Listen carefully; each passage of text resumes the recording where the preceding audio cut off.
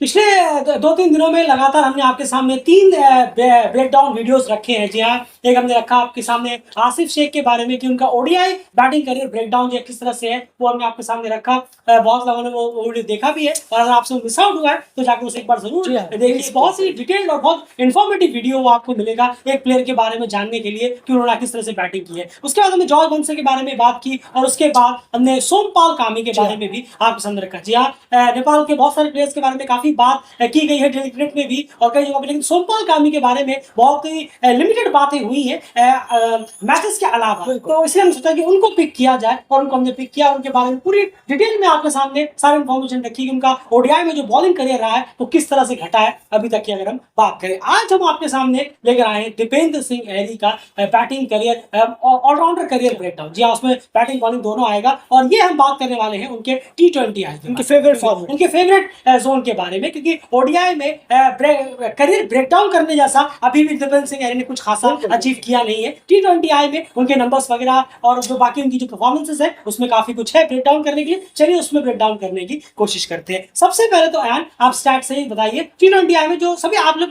भी जानते ही है, एक पहले बेसिक स्टैट जान लेते हैं फिर ब्रेकडाउन में घुस। जरूर। T20 आई में दीपेंद्र सिंह एरी ने 1658 रन बनाए हैं, और 36.8 का उनका बैटिंग एवरेज है, और 143.4 का उनका बैटिंग स्ट्राइक रेट है, करियर स्ट्राइक रेट। और वहीं पर अगर हम देखें उनकी बॉलिंग T20 आई में, तो यहाँ पर 43 विकेट वो निकाल चुके हैं, और 6.03 की उनकी बॉलिंग इकोनॉमी T20 आई करियर में है। बिल्कुल, तो अगर आप इस बेसिक स्टैट पे देखेंगे तो 36 लगभग 37 का एवरेज और 140 के ऊपर का स्ट्राइक रेट, जो कि बहुत ही अच्छा है। T20 में बहुत ही अच्छा है, और एवरेज वो 30 प्लस करते हैं और 140 के ऊपर के स्ट्राइक रेट से करते हैं, तो अच्छा है, नो डाउट। लेकिन अब इसमें अंदर जाने की जरूरत है, और इसका करियर ब्रेक डाउन करने की हम कोशिश करते हैं उनकी करियर का। तो एंड सबसे पहला पार्ट जो रख रहे हैं वो क्या है? जरूर। और सबसे पहला पार्ट जो है वो ये है कि नेपाल ने जितने भी अब तक T20 आई में रन किए हैं, उनके टोटल मिलाकर 17.31% रन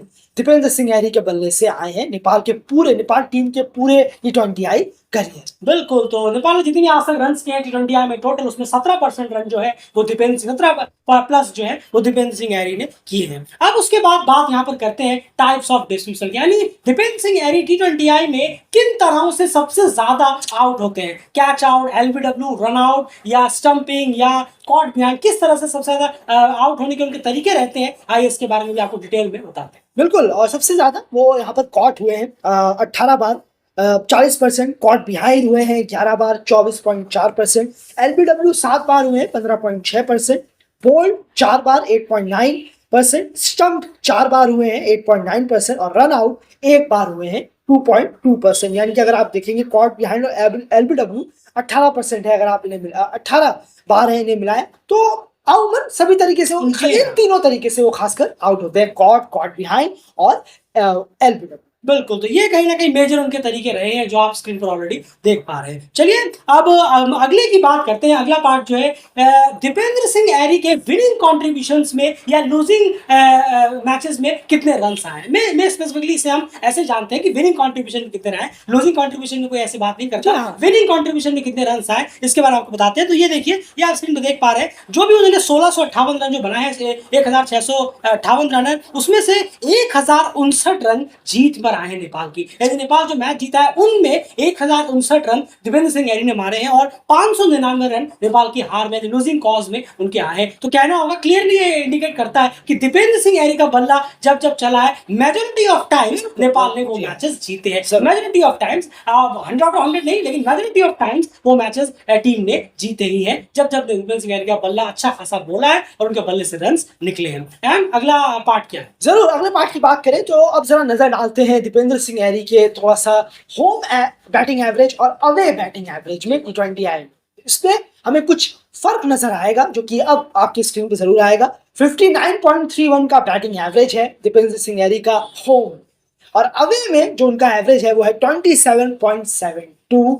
हॉरेबली, ड्रास्टिकली ये कुछ और ही दर्शा रहा है अगर हम होम बैटिंग एवरेज और अवे की बैटिंग एवरेज की बात करें दीपेंद्र सिंह है। बिल्कुल, और बहुत बड़ा डिप है ये। क्या होता है 7-8 का डिप समझ में इसमें आता तो है, करियर बन जाएगा 10-12 का डिप समझ में आता है, लेकिन ये अच्छा खासा डिप है। आप देखिए लगभग 32 का, बताइए आप। 32 जी का हाँ। एवरेज का डिप, और 32 का एवरेज तो करियर बन जाता है। दीपेंद्र सिंह का खुद पे 37 का बताइए आप। ओवरऑल जी एवरेज हाँ। है, तो डेफिनेटली ये एक सॉलिड डिप है कि होम में अवे में वो थोड़ा सा स्ट्रगल, थोड़ा नहीं अच्छा खासा स्ट्रगल करते हुए नजर आते हैं in compare to home. Home में उनका 59 का एवरेज है और अवे में उनका बहुत ज्यादा गिरकर अंडर 30 आ जाता है, जो कि उनके करियर एवरेज से भी कम है, जो कि अपने आप में एक डिसअपॉइंटिंग जरूर है, ये भी एक फैक्ट जरूर है। उसके बाद अगर बात करें आप बैटिंग फर्स्ट या बैटिंग बैटिंग सेकंड, अब उन्हें बैटिंग फर्स्ट करते हुए वो ज्यादा उनको भाता है या बैटिंग सेकंड, यानी चेस करते हुए उन्हें ज्यादा बैटिंग भाती है या फिर पहले स्कोर लगाते हुए। चलिए अभी आपके सामने चार्ट रखते हैं। पहले बैटिंग करते हुए जो उनकी एवरेज है वो है 48.84, यानी 48.84, काफी बेहतरीन है। सेकंड बैटिंग करते हुए 28.08, यानी चेस करते हुए दीपेंद्र सिंह यानी इतने कंफर्टेबल नहीं होते। ये नंबर्स कहीं ना कहीं काफी इजीली बयान कर रहे हैं, जो कि बहुत ही इंफॉर्मेटिव और एक इंटरेस्टिंग आपके सामने हम डेली आपके सामने रख रहा है। तो उसको स्ट्राइक रेट को आप देखेंगे तो वहां पर भी आपको यही कहानी नजर आएगी। पहले बैटिंग करते हुए दीपेंद्र सिंह यानी कि स्ट्राइक रेट 166.91 की रहती है, और जो कि उनकी करियर स्ट्राइक रेट से ही बेहतरीन है। और सेकंड जब वो बैटिंग करते हैं तो वहां पर भी 40 से नीचे का डिप आता है, और 121 की स्ट्राइक रेट से वो बैटिंग करते हैं जब भी टीम चेस, यानी दीपेंद्र सिंह यानी चेस करते हुए डेफिनेटली काफी ज्यादा स्ट्रगल करते हैं in compare to batting first में। ये नंबर्स जो है थोड़े बहुत 19-20 होता तो समझ में आता, वो एक्सक्लूड किया जाता है, लेकिन ये भारी डिप जो है ये कहीं ना कहीं बताता है कि दीपेंद्र सिंह यानी का पहले बैटिंग करना ज्यादा भाता है उन्हें in compare to second batting करना। चलिए एंड अगला रिपोर्ट क्या प्रेजेंट करने वाले। बिल्कुल, और अब बात करें दीपेंद्र सिंह एरी की बैटिंग पोजीशन वाइज नंबर्स की, कि उन्होंने किस डाउन पर आकर कितने रन्स किए हैं। अगर हम नंबर पर नजर डालें, नंबर 3 पर उन्होंने 73 रन बनाए हैं, नंबर 4 पर 910 रन 31 इनिंग्स, नंबर 5 पर 481 रन 16 इनिंगों में, नंबर 6 पर आकर 103 रन, नंबर 7 पर आकर 49 रन, और नंबर 8 पर आकर 50 रन उन्होंने बनाए हैं। तो ये इसी पोजीशन पर उन्होंने अब तक बैटिंग की है T20I में अगर बात करें। पर सबसे हॉट पोजीशन जो रहा है उनका वो 2 रहे हैं, 4 और 5, जहां पर उन्होंने 16 और 31 इनिंगों में रेस्पेक्टिवली 481 और 910 रन किए। बिल्कुल, तो ये बैटिंग पोजीशंस की बात हो गई, कहां कहां पर उन्होंने स्कोर किए। चलिए अगले सेक्शन की तरफ यहाँ बढ़ते हैं। अब बात करते हैं मोस्ट रन्स इन कंट्री। जी हाँ, यहाँ पर मोस्ट रन्स वर्सेस ओपोनेंट नहीं है, मोस्ट रन्स इन कंट्री है, यानी कौन से देश में उन्होंने सबसे ज्यादा रन्स किए हैं। चलिए उसके बारे में बात करते हैं। तो नो डाउट नेपाल में उन्होंने 700, और होम एवरेज भी उनका ज्यादा, होम एवरेज भी उनका ज्यादा था, 771 रन उन्होंने होम में किए हैं। ओमान में उन्होंने 495 रन किए, 495, और सिंगापुर में उन्होंने 104 रन किए हैं। तो ये टॉप 3 देश है जिन्होंने, जहां पर उन्होंने सबसे ज्यादा अपने T20I के रन स्कोर किए हैं। पहले पे नेपाल, दूसरे पे ओमान, तीसरे पे Singapore.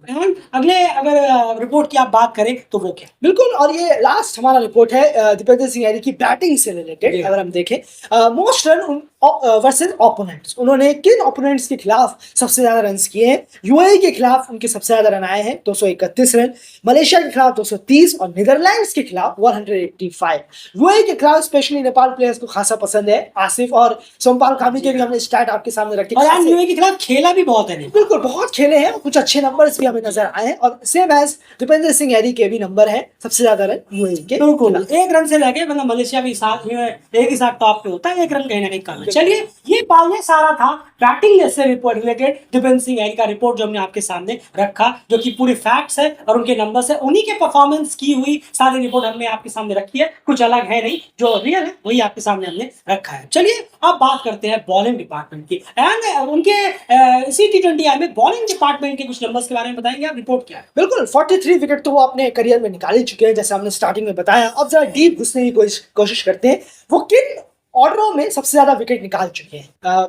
Top order, middle order है, या लोअर और टेलेंडर्स। उनका फेवरेट ऑर्डर कौन सा रहा है, एरिया जहां पर उन्होंने सबसे ज्यादा विकेट निकाले हैं। नजर डालें, मिडिल ऑर्डर में 21 विकेट निकाले हैं 48.8%।